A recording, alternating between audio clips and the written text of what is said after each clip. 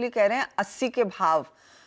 ये फिलहाल आपके लिए सिचुएशन स्क्रीन पर 50 पैसे तो रिकवर हो ही चुका है, कुछ और रिकवरी बाकी है। ये चार्ट पर इंडिकेशन है। चलिए, बहुत ही इंटरेस्टिंग होगा अगर वाकई में उस तरह की स्थिति उभर कर आती है। लार्जली कई दफा ये भी बातचीत हो रही थी कि जो दरें बढ़ रही हैं वो भी रुपये को थोड़ा बहुत सपोर्ट करता हुआ दिखाई देगा, लेकिन क्या वो काफी है? उस पर देखते हैं मार्केट आगे कैसे रिएक्ट करता है।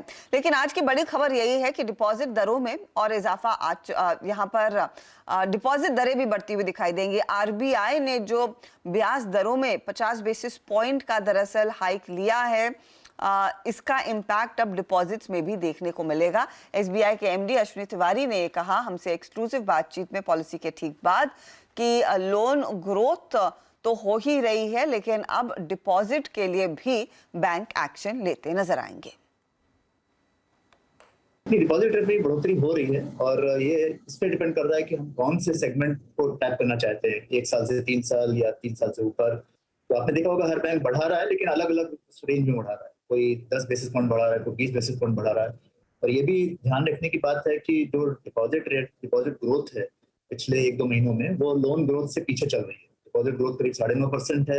लोन ग्रोथ जो पिछले 1 महीने 2 महीने में करीब 16-16.5% हुई। लेकिन अगर ये रेट एडवांसेस की और लोन ग्रोथ रेट कंटिन्यू करती है, ऐसे रहती है, तो डिपॉजिट में जो बढ़ोतरी होगी आप देखेंगे कि हो सकता है लोन के रेट से ज्यादा बढ़ जाए, क्योंकि अगर डिपॉजिट शॉर्ट पड़ेगा तो लोगों को दिक्कत आएगी और बोरोइंग कॉस्ट जो है वो ऑलरेडी ज्यादा है। तो इसलिए देर से देर अगर लोन ग्रोथ सस्टेन करेगी तो डिपॉजिट रेट की भी ग्रोथ तेजी से होगी। ऐसा ना हो कि दूसरी तरफ इंटरेस्ट रेट बढ़ाने की वजह से विकास दर को पूरी तरह से रोक दे, क्योंकि विकास नहीं होगा तो फिर एम्प्लॉयमेंट ही नहीं होगा।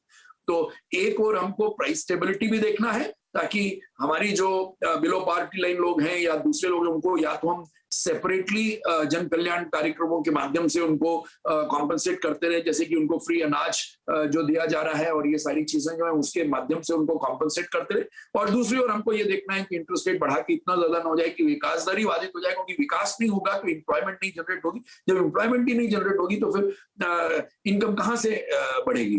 तो आई थिंक ये बहुत चैलेंज है, बहुत बड़ा। तो इंटरेस्ट रेट